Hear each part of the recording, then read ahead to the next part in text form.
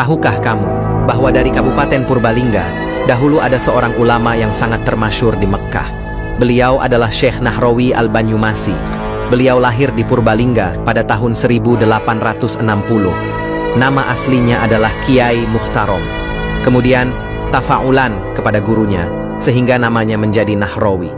Nama lengkap beliau adalah Ahmad Nahrawi Muhtarom bin Imam Raja Al-Banyumasi Al-Jawi.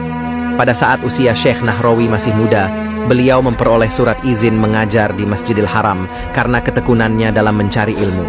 Beliau bahkan sempat menjadi seorang hakim agung. Selain mengasas kitab, Syekh Ahmad Nahrawi juga menjadi mursyid Thariqah Syadziliyah. Thariqah Syadziliyah muncul secara besar-besaran di tanah Jawa pada abad 19 ketika para santri Jawa. Ternyata di Banyumas itu ada seorang syekh yang sangat terkenal di Masjidil Haram. Namanya adalah Syekh Ahmad Nahrawi Muhtarom Al-Banyumasi. Sekitar 1860 beliau dilahirkan di Purbalingga, dari narasi kisah yang kita semua sudah mendengarkan itu.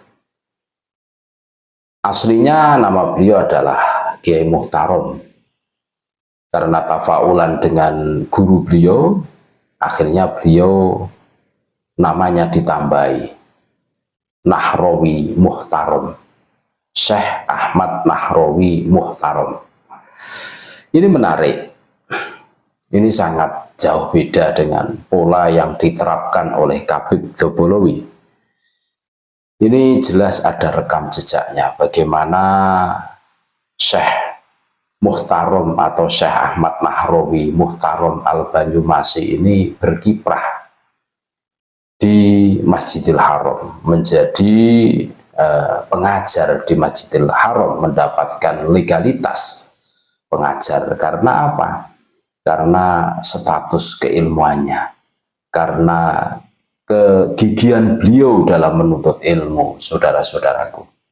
Bahkan beliau menjadi hakim agung. Kecuali itu, beliau juga mursyid Thariqah Syadziliyah. Di abad 19, Thariqah Syadziliyah itu booming di Nusantara. Ini luar biasa, lengkap, alim juga ahli Thariqah.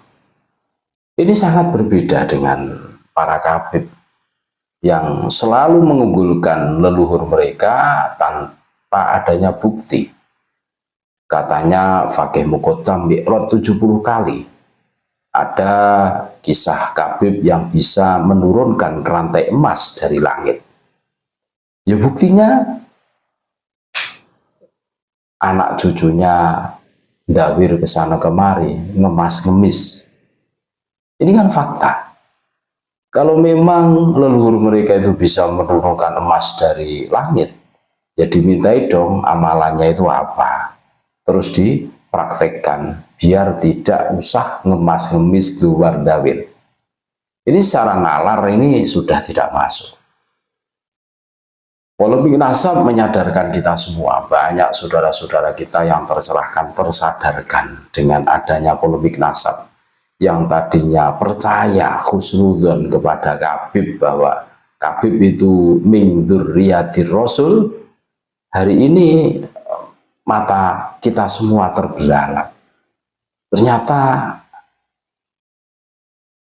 pengakuannya itu tidak berbanding lurus dengan membuktikan, dengan perilaku.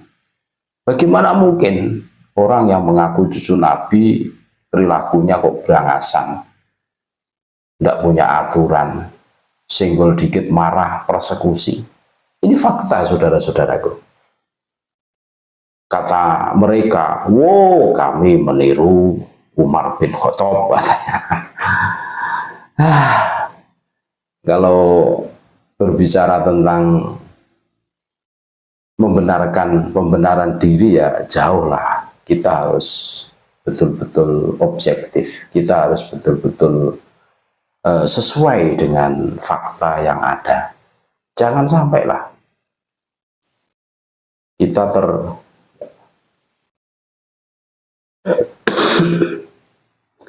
Jadi begini saudara-saudaraku,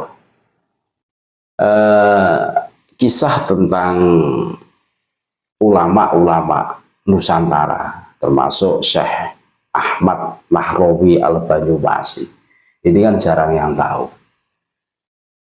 Saking tawaduknya beliau sehingga berpesan kepada keluarganya untuk dimasturkan, tidak usah berlebihan, dipubliskan ke sana kemari. Ini kan sangat berbeda jauh dengan perilakunya Habib. Wong jelas belum sudah dipubliskan. Ngaku cucu Nabi itu kan belum ada kejelasan toh. Nakobatul Ashraf Internasional juga tidak mengakui mereka, yang mengakui hanya organisasi lokal yang ada di Indonesia. Ya memang kalau kita cermati ya memang benar. Yang percaya Habib Dzurriyyah Rasul itu adanya cuma di Indonesia, saudara-saudaraku. Di luar negeri tidak ada yang percaya karena mereka tidak diakui gitu loh. Bahkan di tempat asal muasalnya dari berbagai sumber yang kami himpun ya, saudara-saudara kami yang ada di Yaman yang lagi kuliah di sana itu bertanya kepada pribumi situ, kenal Habib? Tidak kenal. Siapa Habib? Tidak kenal. Dan di Indonesia pun yang percaya Habib Dzurriyyah Rasul kan cuma orang-orang NU, warga NU kan. Selainnya NU nggak percaya. Nah ini sebagai bukti bahwa mereka itu ya jauh lah. Makanya karena perilaku-perilaku menyimpang yang ditonjolkan oleh para Habib ya, memang warga NU itu sam'an wa ta'atan. Kalau ada orang yang aku cucu Nabi, aku husnudon saja, percaya saja. Tapi karena perilaku mereka yang sudah kelewat batas ya, seakan-akan dunia ini milik mereka, seakan-akan negara ini milik mereka, sehingga mereka bisa berbuat sesuka hatinya, senggol dikit marah, persekusi. Nah ini kan menimbulkan kemarahan, memicu konflik yang menyebabkan polemik nasab. Makanya selama Habib itu masih belum legowo, belum menerima dengan lapang dada, ini polemik nasab ini pasti akan terus bergulir entah sampai kapan. Ya kuncinya di Habib. Sebagaimana teori kesalahan terbesar itu bukan karena orang lain tetapi diri kita yang melakukan. Polemik nasab Habib ini ya karena pemicunya ya karena perilaku Habib sendiri yang mengatakan nasab Wali Songo itu putus katanya. Terus pembelokan sejarah Wali Songo golongan Habib. Wah, padahal ya beda jalur.